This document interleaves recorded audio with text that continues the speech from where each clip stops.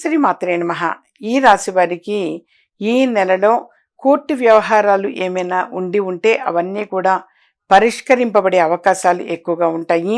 అలాగే ఆస్తి విషయాలు, శుభయోగములు, ఉద్యోగ ధన ప్రాప్తి, బంధుమిత్ర సంయోగ శుభములు, మిశ్రమ ఆదాయము, రుణములు తీర్చుట, ఇవన్నీ కూడా జరుగుతాయి. అలాగే సంచార ధనయోగము, ఉద్యోగ ప్రమోషన్ లాంటి శుభయోగాలు అనేటువంటివి కూడా కలిగే అవకాశం ఎక్కువగా ఉంటుంది. గురువారాల్లో గురు గ్రహానికి దక్షిణామూర్తికి ప్రదక్షిణములు చేయడము, అలాగే శనగ గుగ్గిళ్ళు అని అంటాము, అవి నైవేద్యం పెట్టి ఆ ప్రసాదాన్ని ఎక్కువ మందికి పంచిపెట్టడం వలన గ్రహ బాధలు, గ్రహ దోషాలు ఏమైనా ఉంటే అవన్నీ కూడా తొలగిపోయి అన్ని వ్యవహారాల్లో కూడా జయం కలిగే అవకాశము ఎక్కువగా ఉంటుంది.